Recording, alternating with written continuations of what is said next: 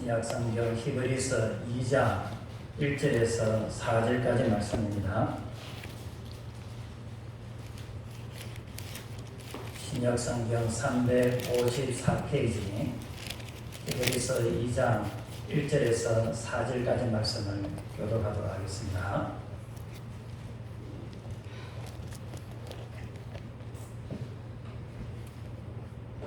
찾으신 줄 알고 하나님 말씀을 드립시다. 그러므로 우리가는 들은 것에 더욱 유념함으로 우리가 흘러 떠내려가지 않도록 함이 마땅하니라. 천사들을 돌려하셨으나 경고하게 되어 모든 것들과 순종하지 않으면 공평한 보응을 받았거든. 우리가 이같이 큰 구원을 등한히 여기면 어찌 그 보응을 피하리요. 이 구원은 처음에 주로 말씀하신 바요 들은 자들이 우리에게 확증한 바니 하나님도 표적들과 기사들과 여러 가지 능력과 이 자기의 뜻을 따라 성령이 나누어 주신 것으로서 그들과 함께 전능하시느니라. 아멘. 여전도에 여러분 잘 지내셨습니까? 아멘. 사람이 건강을 잃으면 모든 것을 다 잃는다, 그런 말을 하지 않습니까? 돈도 중요하고 가족도 중요하고 명예도 성공도 중요하지만 건강이 제일입니다. 간격의 모든 성도들, 또 아마 이 설교가 유튜브로 올라가게 될 건데 유튜브를 영상을 통해서 보시는 모든 분들에게 영적으로 건강하고 정신적으로 건강하고 또 육체적으로 건강하시기를 주님 이름으로 축원합니다. 그런데 건강보다 더 중요한 것이 있습니다. 무엇일까요? 바로 우리 영혼입니다. 우리 영혼이 구원받는 것, 지옥 가지 아니하고 천국 간다는 것은 아무리 내가 돈이 많아도 내가 많은 지식을 가졌다 할지라도 아무리 높은 자리에 오른다 할지라도 내가 임의로 할 수 없는 것입니다. 하지만 하나님께서 우리를 긍휼히 여기셔서 창세전에 예수 그리스도 안에서 우리를 선택하시고 구원의 자녀 삼아 주신 줄을 믿습니다. 그러므로 우리는 이 구원의 은혜를 잊어버리면 안 됩니다. 지난주에 우리는 1장을 통해서 예수 그리스도가 어떤 분이신지에 대해서 배웠습니다. 예수님은 천사보다 더 높은 신분이시고 모세보다 여호수아보다 또 율법보다 더 뛰어나신 분이라고 말씀을 드렸습니다. 그 예수님은 하나님의 아들이시고 만유의 상속자이시고 하나님의 영광의 광채이시고 하나님의 본체라고 말씀을 드렸습니다. 그런데 2장에 들어오면서 좀 더 엄중하게 권면하고 있습니다. 그 위대하신 예수님을 믿는다면, 복음을 들었다면, 3절 말씀처럼 이 큰 구원의 은혜를 받았다면 이 구원의 은혜를 등한히 여기지 말라라는 것입니다. 그래서 오늘 보는 부분을 통해서 우리가 그저 받은 이 구원이 얼마나 크고 놀라운지를 살펴보면서 말씀을 나누고자 합니다. 먼저 구원의 말씀을 굳게 잡으라고 말씀합니다. 1절을 다 같이 읽어보겠습니다. 1절 시작. 그러므로 우리는 들은 것에 더욱 유념하며 우리가 흘러 떠내려가지 않도록 함이 마땅하냐. 여기 우리가 받은 복음을 흘러 떠내려가지 않도록 하라라고 말씀하고 있습니다.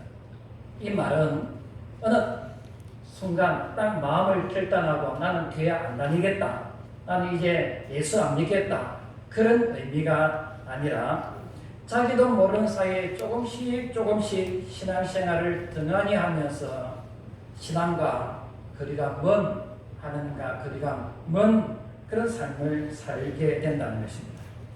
예를 들면 항구에 배가 정박을 하는데 보통 배를 정박하기 위해서는 밭을 내립니다. 그리고 구둣가에 밧줄로 꽁꽁 묶습니다. 그런데 밭도 내리지 않고 밧줄로 묶지 않으면 나중에 어떻게 됩니까? 처음에는 조금 떨어지죠. 시간이 가면 갈수록 부둣가에서 점점 멀어지다가 나중에는 한국 저 밖으로 가버리게 되고 있습니다. 우리 신앙도 그렇습니다. 신앙의 닻을 내리고 말씀의 밧줄로 우리 자신을 하나님께 꽁꽁 묶어두지 않으면 조금씩 하나님과 멀어져 가는 것입니다. 말씀 읽는 일에 소홀히 하게 되고, 기도도 과거에는 1시간, 2시간 하다가 이제 10분씩 조금씩 줄어들다가 30분 하는 것도 힘겨워하고, 예배 생활도 가볍게 여기고 죄에 대해서도 타협을 합니다. 그러다 어느 순간 내가 왜 이 자리에 와 있지? 나는 원래 열심을 품고 주를 섬겼던 사람인데 왜 내 자신이 이렇게 삭막한 신앙생활을 하고 있지? 자신을 돌아보는 것이죠. 그래서 오늘 히브리서 저자는 구원의 은혜가 흘러 떠내려 가지 않도록 하라고 권면하고 있습니다. 그런데 3절을 보면은 우리가 받은 구원을 큰 구원이다 이렇게 표현하고 있습니다. 이 말은 우리의 구원이 대중소가 있다 그런 의미가 아닙니다. 우리를 위해서 베푸신 그 구원의 은혜가 너무 크다는 의미입니다. 하나님께서 우리를 위해서 베푸신 그 구원이 클 수밖에 없는 이유가 있습니다. 우리에게 구원을 베푸시기 위해서 하나님은 독생자 예수님을 이 땅에 보내시고 십자가의 죽음에까지 내어주셨습니다. 그 예수님은 이 땅에 오셔서 우리를 대신하여 피 흘려 죽으셨습니다. 우리를 죄에서 건져주셨고 사망에서 건져주셨습니다. 하나님과 원수가 되었던 우리를 하나님과 화목하게 하셨습니다. 그리고 우리를 하나님의 자녀 삼으시고 천국을 우리에게 상속해 주셨습니다. 이 구원의 은혜, 이 은혜가 얼마나 크고 놀라운지 그저 얻어진 것이 아니라 우리는 그저 받았지만 하나님께서 이 구원의 은혜를 우리에게 주시기 위해서는 엄청난 희생과 대가를 치렀다는 것입니다. 전에도 제가 말씀을 드렸습니다. 제가 시골에 와서 농산물을 받을 때에 저는 그저 받지요. 그러나 그 농산물 작은 것이라도 주시는 분은 엄청난 수고와 땀과 희생, 시간, 노력을 기울여서 그걸 만들었습니다. 재배했습니다. 그거 주시는 거예요. 농산물도 이러하거늘 하물며 우리에게 천국을 선물로 주시기 위해서 하나님이 치르신 대가는 어마어마합니다. 누가 내 아들을 십자가에 내어주고 죽음에 내어주고 저 지옥 가는 저 존재를 아무 쓸모없는 우리를 구원하시겠습니까? 우리가 구원을 얻기 위해서 어떤 대가를 지불했습니까? 아무 대가를 지불하지 않았습니다. 그래서 우리는 이 받은 구원을 가볍게 여기는 안 됩니다. 하나님이 말씀하십니다. 내가 어떻게 해서 너희들을 구원했는데, 어떻게 해서 너희들을 내 자녀 삼았는데 지금 너희 모습은 어떠냐라고 지금 히브리서 저자를 통해서 말씀하고 계신 것입니다. 여기 큰 구원을 등한히 여긴다. 이 등한히 여긴다 이 말은 귀중히 여기거나 소중하게 간수하지 않는다 이 말입니다. 예를 들면 이런 것입니다.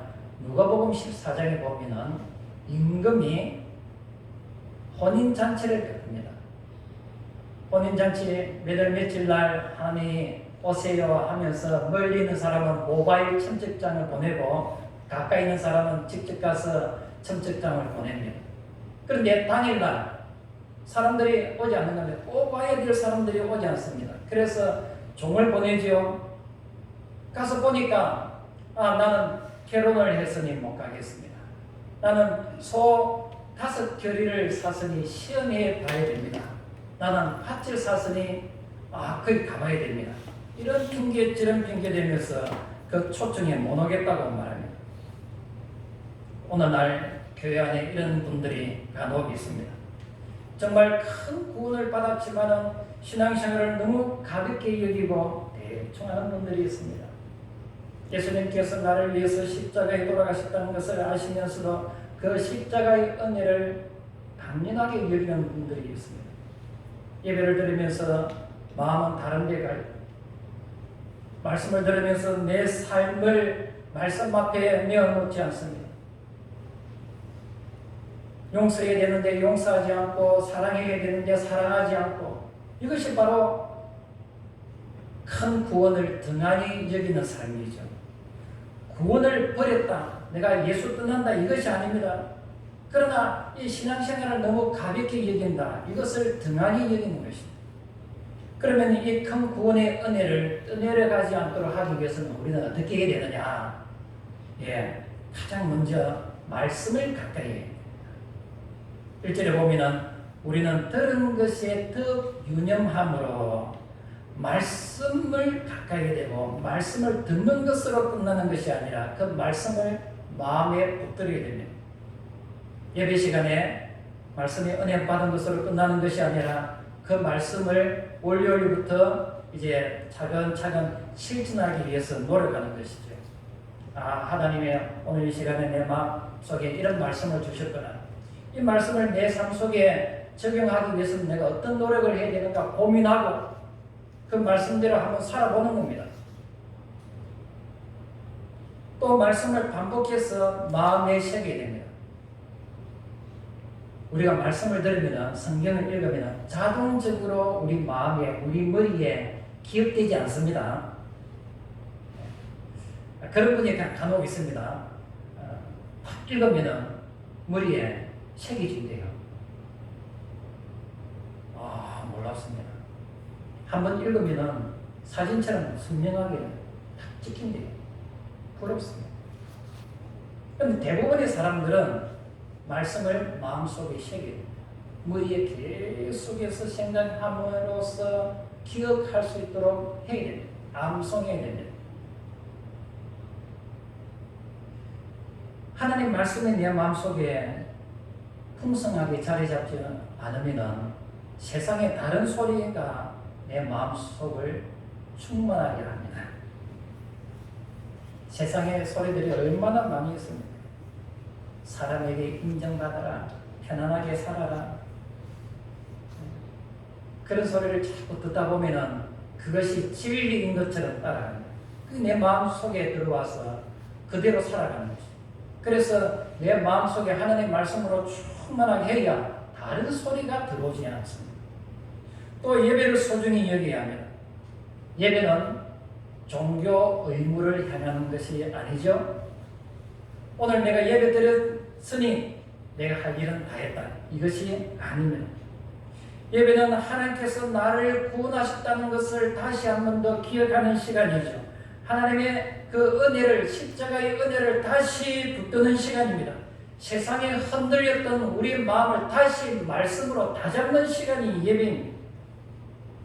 물론 예배를 통해서 하나님께 영광 돌리는 시간이죠. 뿐만 아니라 받은 은혜를 기억해야 됩니다. 사람이 은혜를 잊어버리면 교만하게 됩니다. 내가 어떻게 구원받았는지, 내가 얼마나 참 죄인 중에 괴수인지를 기억해야 합니다. 내가 무엇을 잘해서 하나님의 자녀가 된 것이 아니라 하나님께서 그리스도의 은혜로 내가 자녀 되었다는 것을 기억해야 하나님 앞에 바른 신앙생활을 할 수가 있습니다. 우리 중에 복음을 버리지는 않았다 하지만은 복음을 등한히 여기는 분은 없으십니까? 신앙생활 중요하다 말은 하지만 신앙생활을 너무 쉽게 여기고 있지는 않습니까? 예수님이 십자가를 믿는다 하면서 그 십자가의 길을 나는 따라가지 않고 그냥 쉽게 가려고 하는 사람은 없습니까? 오늘 하나님께서 우리에게 말씀합니다. 큰 구원을 등한히 여기지 말라. 받은 은혜를 흘려 떠내려 보내지 말아라 라고 말씀합니다. 이 큰 구원의 은혜를 붙잡기 위해서는 말씀을 붙잡아야 됩니다. 예배 생활, 기도 생활에 더 힘을 내야 됩니다. 바라기는 받은 구원의 은혜를 등한히 여기고 하나님의 은혜를 흘려 떠내 보내는 그런 신앙이 아니라 구원의 간격 속에서 말씀 붙잡고 열심히 신앙생활하는 저와 여러분이 되기를 주님의 이름으로 축원합니다. 두 번째, 우리를 구원하신 예수님을 바라보라고 말씀합니다. 여러분, 질문 하나 드리겠습니다. 우리에게 주신 이 큰 구원을 누가 이루셨습니까? 예수님이 이루셨습니다. 오늘 본문에 속한 5절에서 13절을 보면 예수님이 누구신지에 대해서 다시 말씀합니다. 읽지 않았지만은 9절을 읽어보겠습니다. 9절 시작. 오직 우리가 천사들보다 잠시 동안 못하게 하심을 입은 자 곧 죽음의 고난 받으심으로 말미암아 영광과 존귀로 단을 쓰신 예수를 보니 이를 행하심은 하나님의 은혜로 말미암아 모든 사람을 위하여 죽음을 맛보려 하십니다. 여기 보면 예수님은 하나님의 아들 되시고 천사보다 뛰어나신 분이신데 오히려 천사보다 낮아지셨다라고 말씀하고 있습니다. 왜 낮아지셨습니까? 우리를 구원하시기 위해서. 10절 중간에 구원의 창시자를 고난을 통하여 온전하게 하셨다. 영광과 존귀로 가득 쓰신 주님께서 하늘 영광을 버리시고 사람의 몸으로 이 땅에 오셨습니다. 그리고 가난한 자들과 함께 하시고 피곤함과 배고픔을 경험하셨습니다. 자기 백성에게 버림을 당하셨고 침뱉음을 당하셨고 채찍에 맞으셨고 결국 십자가의 죽으심으로 우리를 구원해 주셨습니다. 이것이 복음이죠. 그런데 이 큰 구원을 베푸신 구원의 창시자이신 예수님을 바라보지 아니하고 우리의 시선을 다른 데 돌리고 있다는 것입니다. 문제가 생기면 예수님을 바라봐야 되는데 그 문제를 봅니다. 환경을 봅니다. 내 자신을 봅니다. 내 능력과 지식을 바라봅니다. 내 실패한 것을 바라봅니다. 그러다 보면 마음이 계속 흔들리죠. 자기감이 들고 낙심이 되고 절망 속에 빠지죠. 그러면 구원의 감격이 흘러 떠내려가는 것입니다. 내 마음속에 구원의 감격이 사라지는 것입니다. 그래서 히브리서 저자는 이렇게 말씀합니다. 9절에 영광과 존귀로 간을 쓰신 예수님을 바라보라. 그렇습니다. 우리가 힘들 때 예수님이 지신 십자가를 바라봐야 됩니다. 주님도 고난을 당하셨네요. 우리가 외로울 때 주님을 바라봐야 됩니다. 주님도 사람들에게 버림을 당하셨네요. 우리가 억울할 때 예수님을 바라봐야 됩니다. 주님도 억울한 일을 당하셨고 여러분 힘들다고 괴롭다고 섭섭하다고 낙심된다고 받은 구원을 그냥 흘려 떠내려 보내지 마십시오.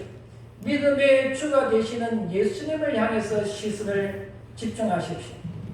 바라기는 참 목자 되시는 예수님을 끝까지 바라보시고 사탄의 권세를 이기시고 승리하신 주님과 날마다 동행함으로 승리하는 저와 여러분이 되기를 주님의 이름으로 축원합니다. 마지막 세 번째, 우리의 연약함을 아시는 예수님을 의지하라고 말씀합니다. 17절을 제가 읽겠습니다. 그러므로 그가 범사의 형제들과 같이 되심이 마땅하도다. 이는 하나님의 일에 자비하고 신실한 대제사장이 되어 백성의 죄를 속량하려 하시니라. 여기 보면은 예수님을 자비하시고 신실하신 대제사장이라고 말씀합니다. 구약시대의 대제사장은 백성들의 죄를 가지고 하나님 앞에 나아가죠. 그리고 백성들의 죄를 사해달라고 기도합니다. 백성들의 모든 문제를 대제사장이 가지고 하나님 앞에 아뢰지요. 중간 역할을 합니다. 그런데 우리 예수님은 단순히 우리의 사정을 하나님께 전달하는 대제사장이 아니라 우리의 죄를 대신 짊어지신 대제사장이십니다. 우리의 연약함을 친히 경험하신 대제사장이십니다. 18절에 그가 시험을 받아 고난을 당하셨은즉 시험 받는 자들을 능히 도우실 수 있느니라. 우리가 시험 당할 때에, 우리가 넘어질 때에, 우리가 눈물 흘릴 때에 주님이 다 아십니다. 우리 마음이 무너질 때도, 우리가 아무에게도 말하지 못하는 그런 근심과 걱정 속에 있을 때도 주님은 다 아십니다. 왜냐하면 우리와 같은 인간의 몸을 입으셨기 때문에 우리와 같은 혈과 육을 지니셨기 때문에 우리처럼 고난도 시험도 당하셨기 때문에 그래서 단순히 우리를 이해하는 그런 수준이 아니라 시험 받을 자들을 능히 도우실 수 있느니라. 우리의 아픔을 아시는 그 정도 수준이 아니라 우리의 아픔과 우리의 질고를 해결해 주실 수 있는 그런 능력의 주님이시라는 것입니다. 그래서 우리는 주님 앞에 나아가야 됩니다. 괴롭고 힘들 때 주님 앞에 아뢰야 됩니다. 주님 도와주십시오. 내가 힘듭니다. 고민됩니다. 내 마음속에 번잡함이 있습니다. 내 육신의 질병 가지고 괴로움이 있습니다. 주님 도와주십시오. 하나님 앞에 주님 앞에 나아가야 되는 것입니다. 어린아이가 아버지와 함께 산길을 걷습니다. 길이 조금 산길은 평지가 아니다 보니까 돌, 잘갈, 나뭇가지들이 있지 않습니까? 또 약간 오르막이 있습니다. 어린아이가 처음에는 잘 가다가 넘어집니다. 넘어질 때마다 아빠가 일으켜 주지요. 그런데 너무 가파른 곳에 가다 보니까 아이가 힘들어서 못 가겠습니다. 그래서 내 손을 잡아라. 아빠의 손을 잡고 한참 갑니다. 근데 아이가 또 불평을 합니다. 아빠, 이제 아빠 손도 제대로 못 잡겠어요. 내 손에 힘이 빠져요. 아빠가 말합니다. 그래, 내가 너를 잡아줄게. 내가 너를 잡아줄게. 우리 신앙도 이와 같습니다. 우리는 종종 이렇게 생각하죠. 내가 내 믿음을 잘 지켜야지. 내가 강해져야지. 내가 넘어지지 말아야지. 물론 개인의 의지도 중요합니다. 개인의 의지도 중요합니다. 그러나 우리의 구원이 궁극적으로 우리의 손에 달려있는 것이 아니라 우리의 손을 붙잡고 계시는 예수님의 손에 달려있습니다. 우리가 힘이 빠질 때도 예수님은 여전히 우리를 붙잡고 계십니다. 우리가 넘어질 때도 예수님은 여전히 우리의 손을 놓치지 않으십니다. 우리가 괴로운 눈물을 흘릴 때도 주님은 우리와 함께 하십니다. 왜 그러실까요?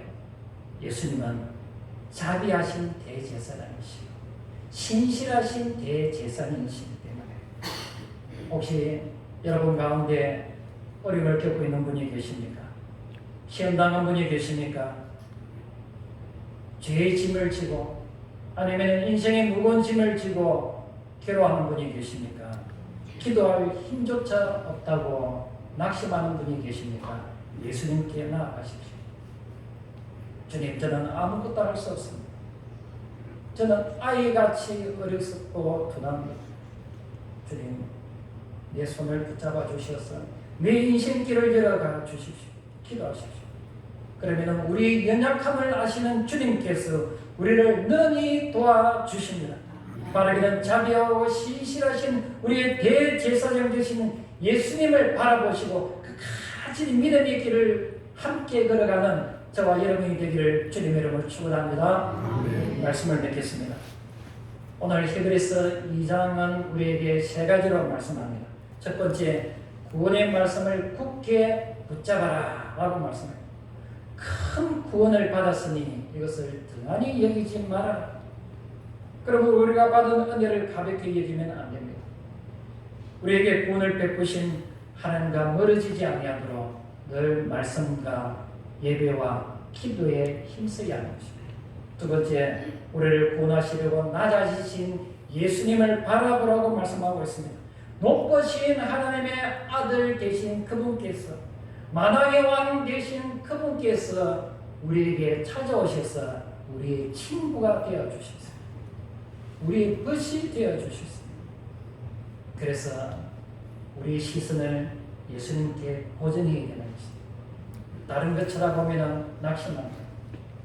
우리의 시선을 주님께 고정할 때에 우리가 시험에서 이 세상 여러 가지 환난과 고통에서 승리할 수가 있는 것입니다. 세 번째, 우리 연약함을 아시는 예수님을 의지하라고 말씀합니다. 우리 주님은 우리의 연약함을 아시는 분이십니다. 우리의 괴로움과 우리의 부족함과 허물을 다 아십니다. 그래서 아이고, 이 부끄러운 걸 어떻게 주님 앞에 다 알아야겠노? 그렇게 생각하지 마십시오. 우리가 도움을 청할 때에 주님은 즉시 우리를 도와주십니다. 우리를 도우시는 그분은 자비하시고 신실하신 대제사장이라고 말씀하고 있습니다. 능히 우리를 도와주실 수 있는 분이십니다.